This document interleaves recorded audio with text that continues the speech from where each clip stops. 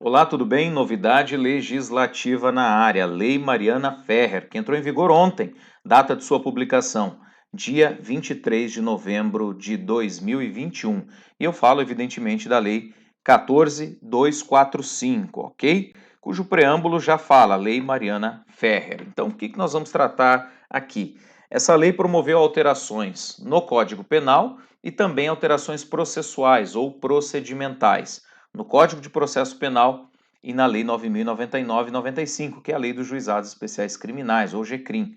Tá bem? Então, o que ela fez? Ela trouxe uma causa de aumento, não é? Lá no Código Penal, para os casos em que o processo envolver crime contra a dignidade sexual, nós vamos tratar disso mais à frente, e modificações nas audiências de instrução e julgamento, seja pelo rito ordinário sumário, seja no tribunal do júri, seja no rito especial da Lei 9.099. O objetivo dessa lei é coibir e reprimir a chamada revitimização ou vitimização secundária. O professor Ricardo Baronovski ontem publicou nas redes sociais dele esse conceito de vitimização secundária, que aqui rapidamente eu explico. Toda vítima de um crime, ela sofre as consequências diretas e imediatas do injusto. Então, por exemplo, no crime patrimonial, ela sofre a perda patrimonial, né? Carteira que é levada, o carro que é subtraído, no incêndio criminoso, doloso, o patrimônio que é destruído, né? Nos crimes contra a integridade física, a lesão corporal sofrida, as consequências morais, extrapenais, né? Psicológicas também, né? No estupro, a questão da ofensa, né? A sua dignidade sexual. Isso é a vitimização primária. Mas ainda hoje se fala em vitimização secundária, que é objeto dessa lei Mariana Ferrer. Diz respeito às consequências que a vítima ou a testemunha, a lei fala nas duas figuras, podem sofrer durante o processo, não é? Por condutas processuais imputáveis a todos os atores. Então aqui já vem uma anotação importante. Embora as modificações procedimentais digam respeito à fase judicial, é evidente que a coação no curso do processo pode se dar na fase inquisitorial, durante as investigações levadas a efeito pela autoridade policial ou pelo Ministério Público. Portanto, é possível que haja coação no curso do processo durante o inquérito e, evidentemente, que a causa especial de aumento não é de 1/3 à metade, se o crime envolver violência sexual, ou melhor, crime contra a dignidade sexual, ocorrer na fase investigatória, na fase pré-processual ou também chamada fase inquisitorial. Ok? O bem jurídico tutelado aqui é a dignidade da vítima e da testemunha. Um ponto importante: ainda que o réu seja absolvido no crime sexual, se houver coação no curso do processo, é uma ofensa, isso é uma ofensa autônoma a bem jurídico tutelado. Portanto, ainda que ele seja absolvido lá na ação penal de origem, na questão sexual, se ele cometer esse crime de coação no curso do processo, ele pode vir a ser responsabilizado independentemente da absolvição. E aqui é um interessante ponto. Esse crime do 344, ele é um tipo de concurso material necessário ou obrigatório, tá bom? Porque a lei fala que além da coação, ele responde pela violência se houver algum resultado violento da coação no curso do processo. Portanto, se houver uma agressão, não é? Uma agressão física, por exemplo, há a possibilidade, há a necessidade, na verdade, do concurso material.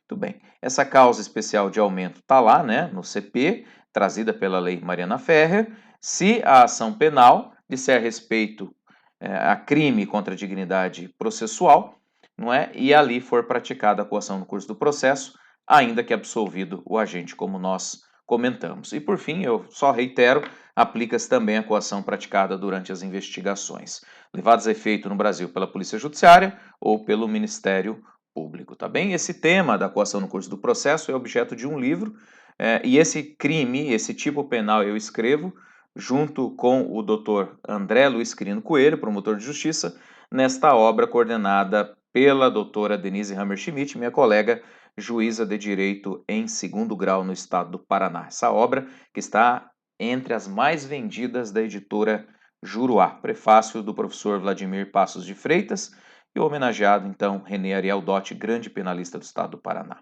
Por fim, A Lei Mariana Ferrer, então, traz regras procedimentais, isso que é importante, né? Além da mudança no Código Penal, e ela proíbe a manifestação das partes sobre circunstâncias ou elementos, faltou um S aqui, alheios aos fatos, tá bom?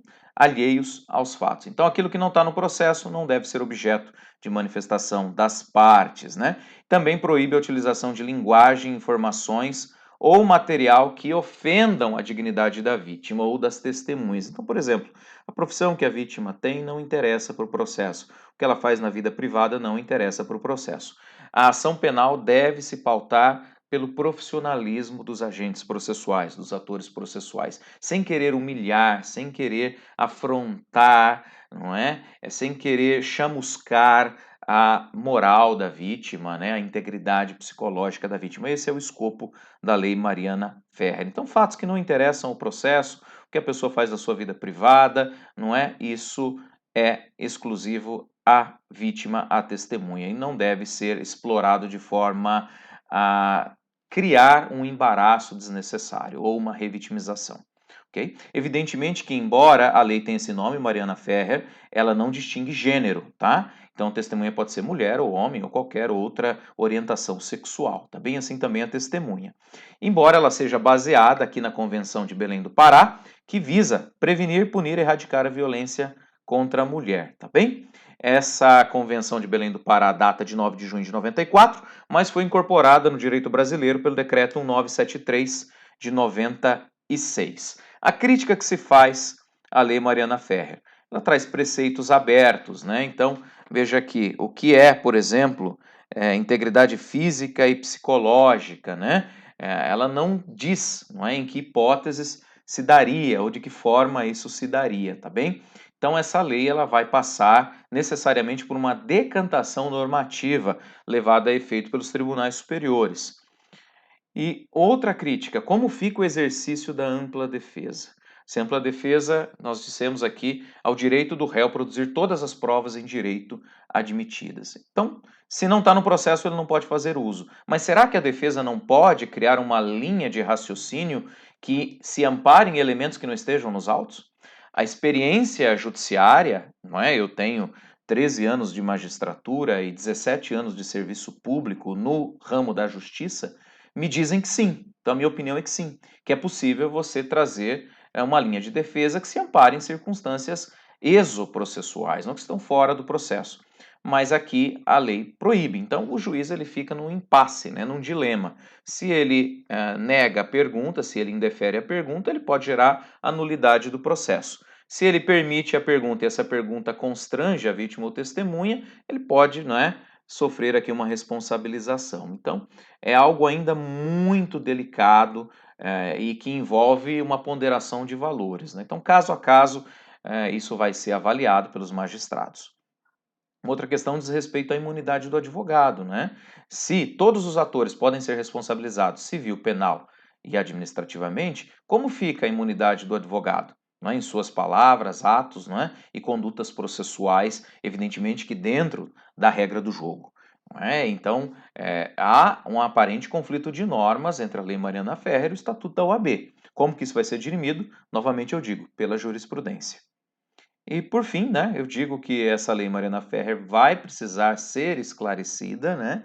Isso fatalmente vai ser objeto de análise dos tribunais, e lembrando que o artigo 344 é um tipo doloso, não é? Não há previsão culposa, embora a modificação no CPP seja genérica, né? E aí sobrariam ainda as responsabilidades civil e administrativa, tá certo? Mas eu ainda acho que ela deve ser aplicada em casos de dolo, em casos de manifesto interesse em subjugar, em humilhar, em chamuscar a honra da vítima ou da testemunha. Essa é a nossa aula.